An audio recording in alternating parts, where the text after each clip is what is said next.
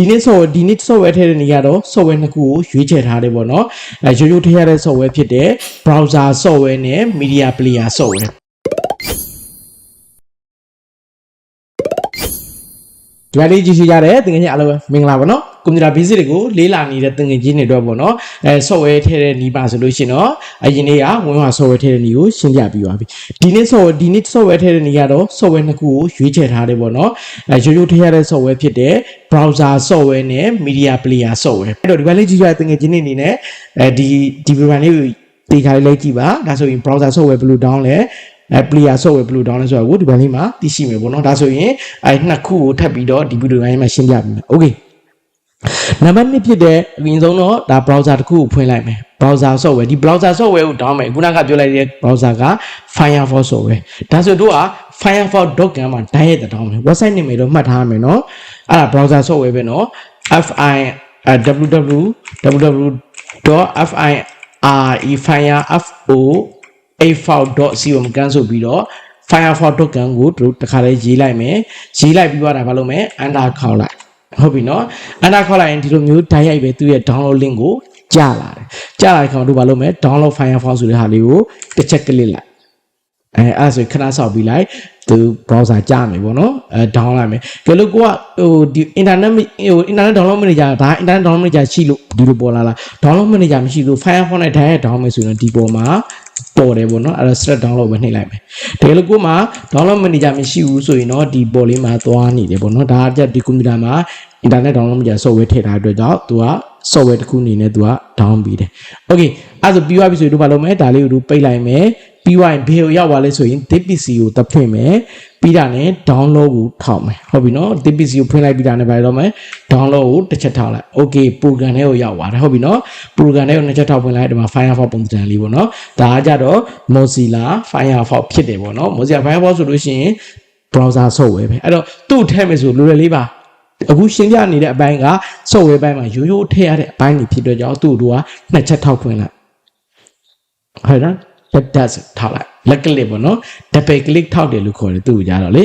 အဲ့တော့နှစ်ချက်ထောက်လိုက်ဒီမှာဒီလိုလေးသွားနေလိမ့်မယ်နော်ဒီ tab bar မှာသွားနေတယ်ပေါ့နော်သွားလို့ install လုပ်နေတာဖြစ်ပါတယ်အဲ့ဆိုလို့ရှိရင်ဒီလိုလေးပေါ်လာပြီဒါဆိုလို့ရှိရင်တော့ browser software ကပါလေသူ download ပြီးသွားပြီပေါ့ထုတ်ထည့်သွင်းလို့ပြီးသွားပြီပေါ့နော်အဲ့ဆိုရင်ဘာမှလဲဆိုဒီမှာလာပေါ်တယ်ဒီမှာနော် Firefox ပုံစံလေးတို့ဒီဟာလေးပေါ့နော်ဒါလေးက browser software Firefox software ပေါ့နော်သူကကြတော့လေအရင်ကောင်းလို့ပါเนาะကျွန်တော်တို့ကွန်ပျူတာလောကကိုဆက်ရောက်တဲ့ကနာမည်ကြီး software တခုဒီ software ကိုပဲအသုံးပြတာ browser မှာအခုနောက်ပိုင်းမှာဒါ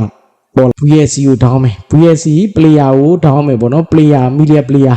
VLC ဆိုတာကကြတော့သူက player software တခုပဲเนาะဒါပေမဲ့ကျွန်တော်တို့တွေဘာကြောင့်သူ့ရွေးချယ်ရတာလဲဆိုလို့ရှိရင်တော့VLC ကကြတော့သူကဘာလို့လဲဆိုတော့နိုင်ငံခြားရုပ်ရှင်ဇာတ်ကားတွေတို့ညီမစာတန်ထုတ်ရတွေ့လားအဲ့ဒါဒီ software နဲ့ထိုးတာအဲ့ဒါနောက်ပိုင်းကျရင်တော့တင်ပြီးမယ်ပေါ့နော် software သူညီမစာတန်ထုတ်ရနီလန်းနေတယ်ပေါ့နော် subtitle တွေနဲ့ရှာရတာနည်းနည်းတော့ခက်တယ်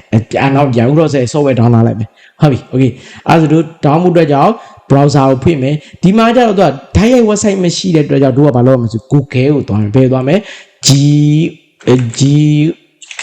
google.com ကန် google.com ဆိုတာလေးရိုက်ထားလိုက်အဲ့ဆိုဒီလိုမျိုးရပါတယ် Google နဲ့တိုက်တောင်းပါအဲ့တော့ Google တောင်းတဲ့နည်းလေးပဲရှင်းပြပေးမယ်နားနော်Google တောင်းတဲ့ခါမှာဆိုကိုဒီနားလေးမှာသူကဘာလဲဆိုလို့ရှိရင် language ရွေးချယ်ပေးရတာတို့ကထိုင်း language ရွေးထည့်ထားလို့ရှိရင်ထိုင်း language နဲ့တောင်းရင် software ကထိုင်း language နဲ့ရတယ်ဂျပန်ရွေးထားရင် software ကဂျပန် software ရတယ်ကဲလို့အင်္ဂလိပ်ရွေးထားမယ်ဆို software ကအင်္ဂလိပ်ရတယ်ဒါကြောင့်ကျွန်တော်ကူလက်ရှိဒီဗီဒီယိုပိုင်းလေးကထိုင်းနိုင်ငံမှာရိုက်တာဖြစ်တော့ကြောင့်မလို့ထိုင်းနဲ့အင်္ဂလိပ်နှစ်ခုဟုတ်တယ်နော်အဲ့တော့ဘယ်လိုမျိုးလဲဆိုလို့ရှိရင်ဒီမှာတို့ကဒီမှာ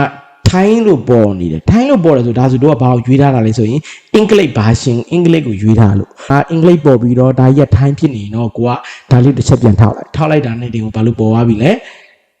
ထိုင်းပေါ်လာတယ်ထိုင်းပေါ်လာရင်ဗာလဲအင်္ဂလိပ်ကိုရွေးထားလို့โอเคအဲ့ဆိုတို့ဒီမှာစပြီးရေးမယ်ဗာရေးမယ်ဆို VLC ဖြစ်တဲ့အတွက်ကြောင့်မလို့ VLC လို့ပဲရေးပြီးအနာခေါက်လိုက်โอเคပြီးသွားရင်အဲ့ဒီမှာနည်းနည်းလေးရှာလိုက်မယ် VLC media player ပေါ့ဒီမှာတော့ media player ပေါ့နော်အဲ့ဒါလေးကိုချက်ကလစ်လိုက်တွေ့လိမ့်မယ်နော်လိုက်ရှာကြည့် VLC media player ပေါ့နော်ရှာလိုက်တာ ਨੇ တို့ကဒီမှာသူဒီလိုကြလာပြီဒီလိုကြလာပြီဆိုတို့မှာ download VLC ဆိုတဲ့ဟာလေးကိုတို့ကဘာလုပ်ရမလဲတစ်ချက်ကလစ်လိုက်ရုံပဲ ဟုတ်ပြီနော်တစ်ချက်ကလေးဘာမှရွေးကြမလို့တော့ဘူးတစ်ချက်ကလေးလိုက် okay ဒါဆိုရင် तू ကဗာလဲအဲ့ဒီမှာ तू အလုံးလုံးနေတချို့အလုံးမလုံးတော့အလုံးချက်ချင်းလုံးမလုံးသေးဘူးဆိုတော့ဒီမှာကလစ်ဟီယာဆိုတဲ့ဟာလေးကိုတစ်ချက်ထောက်လိုက်ဒါအလုံးမလုံးချက်ချင်းလုံးမလုံးဆိုရင်ပေါ့နော်ဒါပေမဲ့ဒါအလုံးလုံးပြီးသားဟုတ်ပြီနော်အလုံးမလုံးနောက်ချက်ထပ်တော့တကယ်လို့ဒီမှာ internet download လုပ်ကြ software ရှိလို့ကြောင့်မလို့ဒီလိုပေါ်တာမပေါ်ဘူးဆိုရင်တော့ဟိုဘအပေါ်လေးမှာပေါ်ဒီပေါ်လေးမှာပေါ်နေလိမ့်မယ်နော် okay ပြီးသွားရင် start download ကိုပဲနှိပ်လိုက်ပါဒါဆိုရင်ပြီးပေးလိုက်တော့ဟုတ်ပြီနော်ဒါဆိုကျွန်တော်တို့က VSC ကို down ပြီးသွားပြီကိုဆက်ထဲကိုထည့်မယ်အဲ့တော့ DPC ကိုနှစ်ချက်ထောက်ဖွင့်မယ်ပြီးသွားရင် download ကိုသွားမယ်ပြီးရင် program ဝင်လိုက်အဲ့တော့ VSC ပုံလေးဟုတ်ပြီနော်ဒါ VSC လေးရပြီသူ့တူတူပဲသူ့ကိုထည့်သွင်းမယ်ဆိုတော့ तू ကဗာလဲရိုးရိုးထွဲတဲ့ software ပဲအဲ့တော့နှစ်ချက်ထောက်လိုက်ရုံပဲပြီးသွားရင်ဘာရှင်းတော့ဒီမှာ language တော့ရွေးပေးပေါ့နော်ကိုကထိုင်းလားကိုရီးယားလားမြန်မာလားအင်္ဂလိပ်လားအင်္ဂလိပ်ပဲရွေးပေးပါပြီးရင် okay နှိပ်ပြီးရင်နှိပ်ကိုနှိပ်မယ်ပြီးရင်နှိပ်ကိုနှိပ်မယ်နှိပ်ကိုနှိပ်မယ်ဘာလို့ဆရာမလို့ install ခဏဆောက်လိုက်ဟုတ်ပြီနော်ဒါဆိုလို့ရှိရင်တော့ browser software ဆိုတဲ့ Firefox software ထည့်တဲ့နည်းလေးရမယ် down တဲ့နည်းလေးရမယ်ပြီးရင် VSC ဆိုတဲ့ player software down တဲ့နည်းထည့်တဲ့နည်းရမယ်နော်ပြီးသွားရင် match လေးဖြုတ်ပြီး finish ပြလိုက်ဘယ်မှာရောက်သွားလဲဆိုတော့ကြည့်မယ် DPC ကိုရောက်သွားပြီ။အိုးအဲ့ဒါဒုဆက်တယ်မှာဒီ software နှစ်ခုထည့်သွင်းတဲ့နည်းလေးရလိုက်မယ်။ Okay ပါ။အဲ့တော့ကျွန်တော်တို့ဒါ software ထည့်တဲ့နည်းဆိုရင်ဒါဆို3ခုဖြစ်သွားပါပြီ။နောက်နေ့ကျရင်နောက်ထပ်သင်ခန်းစာလေးတွေကိုတို့ဆက်ပြီးတော့လေ့လာကြမယ်ပေါ့နော်။